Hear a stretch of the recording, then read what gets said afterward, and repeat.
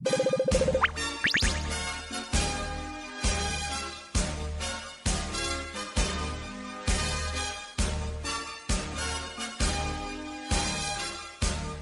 あ、夏のドリームレースがやってきました。第66回宝塚記念。今年は例年より2週早まって父の日と重なったサマーグランプリ。今日は出走メンバーを各馬の偉大なお父さんと共にご紹介してまいりましょう。それでは精鋭17頭です。さあ、まずは今日の主役が真っ先に登場。堂々のファントンキョン1位です。拍手が上がったベラジオプラと横山和夫。大阪杯連覇から70日、今日もまた2側で外貨を高らかに。父はノードカナロアです。大歓声です。一昨年の菊花賞馬ドゥレッツァと横山武史、9年前のこのレースで2着、その後無念の引退となった父ドゥラメンテの忘れ物を取りに行きます。去年5着のローシャムパークはこのコースに強いハービンジャー3区。池添健一落馬負傷のため菱田裕二に乗り換わりです。偉大なる三冠馬ディープインパクトを父に持つ G2 参照プラダリア。コンビを組むのはデビュー2年目 G1 初騎乗の高杉力。道悪得意なチャックネイト。お父さんのハーツクライはあのディープインパクトに先着した唯一の日本馬。しかもジョッキーはダミアン・デーン。有馬記念2着の実績もあるボルドグフーシュはスクリーンヒーロー3区。父の父グラスワンダーはグランプリ3連覇。この舞台で血が騒ぎます。安城内田博之。さて4枠2頭はともにディープインパクト3区です。まずは一昨年の春の天皇賞馬ジャスティンパレス。宝塚は3年連続の参戦。今回はマイケル・P・ジョッキーと新コンビ。去年6歳で G2 を連勝したシバリエローズ。まさに遅咲きのバラといったところ。安城はダービージョッキー北村雄一。父はディープインパクトです。そしてこの馬もディープインパクト3区。大阪杯3着の養蜂レイク。富士の病屈腱炎を乗り越えた7歳馬です。苦しみの先の栄光へ岩田未来とともに。一昨年の菊花賞4着のリビアングラス。この距離は大得意。父はダービー馬絆。手綱を取るのは酒井隆成です。去年の宝塚は2着。今度こそ復活なるか。一昨年の皐月賞馬ソウルオリエンス。ジョッキーは松山康平。お父さんはあの北さんブラックです。そして皆さん覚えているでしょうか。かつてこのレースを連覇、勝っても負けてもファンの心をわしづかみにしたゴールドシップ。その子が初めてこの舞台に立ちます。名将タバルです。安城はレジェンド武豊です。ファン投票3位逆転を誓う去年の菊花賞馬アーマンシック。パートナーはクリストフル・ベール。父は G1 2勝スワーブ・リチャード。そしてこの距離は重賞勝ちの実績あり、強力4歳世代の一角ジューンテイクと藤岡祐介。父は去年のリーディングサイヤー絆です。そしてもう一頭大阪杯は G1 初挑戦で2着に健闘。遅れてきた大物ロードデルレイ。安定感抜群のロードカナロア3区です。2週連続 G1 制覇へ川田優雅。先週安田記念を制した高野厩舎が送り出せます。春の天皇賞3着の湘南ラプンタ。お父さんは絆。コンビを組むのは三幸秀明です。再び大歓声です。もう一点ファン投票2位の登場に場内が沸きます。3歳牝馬として64年ぶりに有馬記念制覇。その有馬からの直行でグランプリ連覇を成し遂げるのか。戸崎圭太とレガレイラ。父はスワーブ・リチャードです。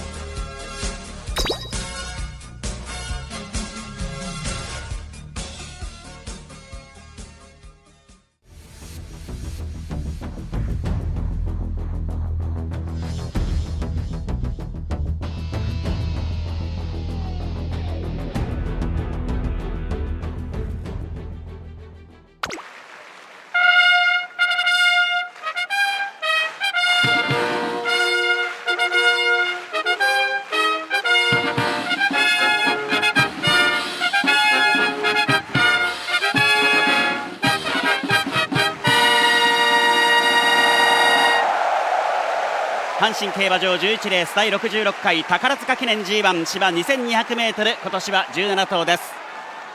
夏のドリームレースのゲートインを待っていたかのごとく、上空垂れ込めていた雲が脇へとはけまして、お日様が顔を覗き始めた阪神競馬場です。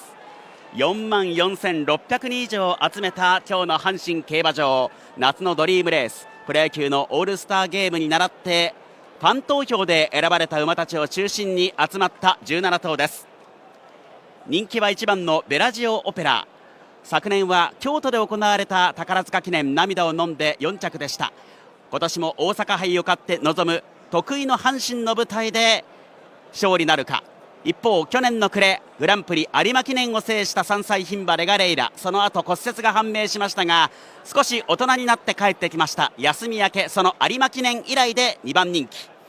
その他にも単勝積まれています。大混戦ムードの今年の宝塚記念。スタンド前右手のゲートインが今半数収まったところです。昨日雨を受けていた時の阪神競馬はとにかく前逃げが有利でした。今日も午前中の芝のレースは前が有利。ただ後半になるにつれて差し馬の台頭もあります。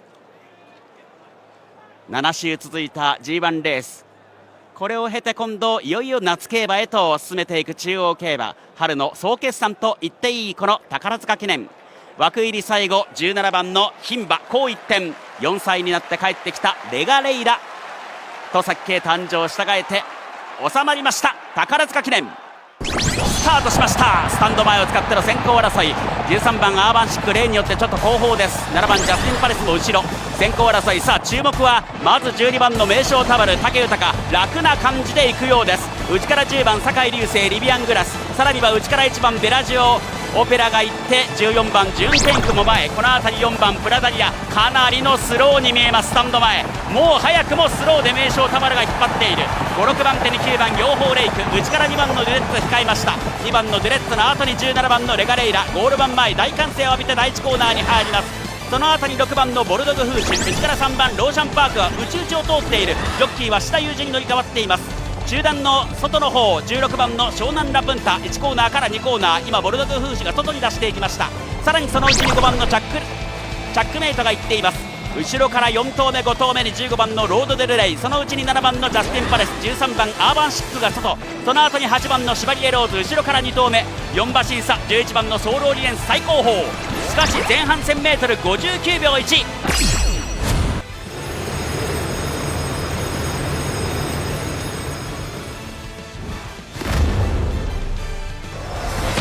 宝塚記念阪神競馬の平均よりはおよそ1秒近い速いペースで12番名将タバルが引っ張ります。1馬身のリード。2番手に14番ジューンテイク、3番手いつの間にか外を通って1番のベラジオオペラ。さあ現在3番手内を通って10番リビアングラス、後に9番の養蜂レイクで800を通過、3コーナーカーブ内回り、直線の短い内回りです。その後に2番のデュレッツがじわっと上がって16番17番のレガレイラがぐーんと上がってくる。連れて4番プラダリア、16番の湘南ラプンタ接近、内から5番のチャックネイト600を通過。さあ名将タバルが先頭、並んでくるのは1番のベラジオオペラ。早めに先頭に立つか。名将タバル食い下がって2頭並んで4コーナーカーブ、9番のリビアングラス3番手で直線、その後9番養蜂レイク、17番のレガレイラ、16番湘南ラプンタ追い込んでくる。逃げる名将タバル、馬場の外に出して1番のベラジオオペラ、名将タバルのベラジオオペラ、間を突っ込んで5番のチャックネイト、さらには大外追い込んでくるジャスティンパレス、逃げると名将タバル武豊、ベラジオオペラは2番手、3番手ジャスティンパレスが上がった。名将タバルゴールイン、逃げ切り勝ち武豊、名将タバル。父ゴールドシップに捧げる父の日の宝塚記念制覇です。名将タバルまんまの逃げ切り、安城武豊は宝塚記念5勝目、 G184 勝目を見事宝塚記念名将タバルの逃げ切りで制してみせました武豊。名将タバル自身も自身 G1 初勝利となりました。最後は3馬身リード、完勝と言っていい名将タバルの逃げ切り。武豊騎手は今年の G1 これが初勝利、去年のジャパンカップドーデュース以来の勝利ということになりました。豊スマイル、右の拳を握ってただ一気帰ってまいりました武豊。いくつになっても武豊は武豊のまま、実に56歳ですがまだまだその存在感を見せつけます。武豊騎手は稲荷湾、メジロマックイーン、マーベラスサンデー、そしてディープインパクト以来の宝塚記念5勝目。名将タバルはかつてこのレースを制した父ゴールドシップ父の日にそのタイトルを捧げました。お送りしました阪神競馬場 G1 宝塚記念、勝ったのは12番の名将タバルでした。いやもう本当涙が出そうになるぐらい嬉しかったですね。